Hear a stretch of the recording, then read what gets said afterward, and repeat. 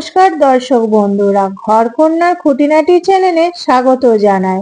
আমরা বাঙালিরা মাছ খেতে ভীষণ ভালোবাসি, আর যদি সেটা কাতলা মাছ হয় তাহলে আরো বেশি ভালো হয়। এই রেসিপিটি বানানো কিন্তু ভীষণই সহজ। ঘরে থাকা কিছু উপকরণ দিয়ে খুব তাড়াতাড়ি বানিয়ে নেওয়া যায়, আর খেতেও হয় অত্যন্ত সুস্বাদু। গরম ভাতের সাথে খেতে অসাধারণ লাগে। দেখে নেওয়া যাক আজকের কাতলা পোস্ত। প্রথমে আমি পোস্তটাকে বেটে নেব। তার জন্য পোস্ত আর কাঁচা লঙ্কা নিয়ে নিলাম, মিক্সারে ব্লেন্ড করে নিলাম। তারপর কড়াইতে সাদা তেল গরম করে কালো জিরে ফোড়ন দিয়ে দিলাম। কালো জিরে ফুটে উঠলে একটা পেঁয়াজ কুচি করে দিয়ে দিলাম। পেঁয়াজটা হালকা লাল করে ভেজে নিলাম। পেঁয়াজ লাল করে ভাজা হয়ে গেলে ওর মধ্যে একটা টমেটো কুচি করে দিয়ে দিলাম। টমেটো আর পেঁয়াজ ভালো করে ভাজতে থাকলাম। লবণ দিয়ে টমেটো নরম না হওয়া পর্যন্ত 5 মিনিট ধরে ভাজতে থাকলাম। এরপর আগে থেকে বেটে রাখা পোস্ত দিয়ে দিলাম। আমি কিন্তু এখানে পোস্ত বাটাটা কিছুটা দিলাম, আর কিছুটা পরে দেব। মিক্সারের বাটি ধোয়া জলটা দিয়ে দিলাম। অল্প লবণ দিয়ে দিলাম। ভালো করে কিছুক্ষণ সময় নিয়ে পোস্ত ভাজতে থাকলাম।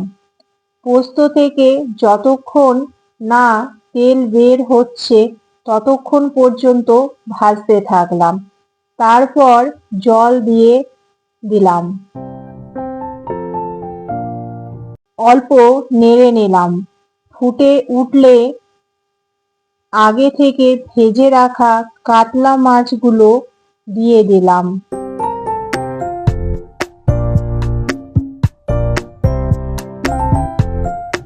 গ্যাসের ফ্লেম কম করে 1 থেকে 1.5 মিনিট ফুটতে দিলাম। আগে যে পোস্ত বাটাটা কিছুটা রেখে দিয়েছিলাম সেটা দিয়ে দিলাম। এটা পরে দেওয়ার কারণ পোস্তর একটা কাঁচা গন্ধ আছে, সেটা আসবে। তারপর কাঁচা লঙ্কা চিড়ে দিয়ে দিলাম। কুচনো ধনেপাতা আর সর্ষের তেল ওপর থেকে ছড়িয়ে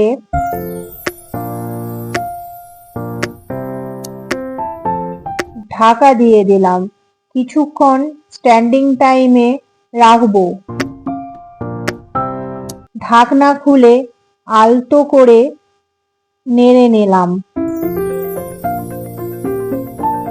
গ্যাসের ফ্লেম অফ করে দিলাম। কাতলা মাছের পোস্ত রেডি। এবারে আমি কাতলা মাছের পোস্তটা সার্ভ করব। গরম ভাতের সাথে এই কাতলা মাছের পোস্ত খেতে অসাধারণ লাগে। আপনারা কাতলা মাছের বদলে রুই, বাটা ও পার্শে মাছেও এই একই রকম ভাবে বানিয়ে নিতে পারো, তাহলেও ভীষণ ভালো লাগবে।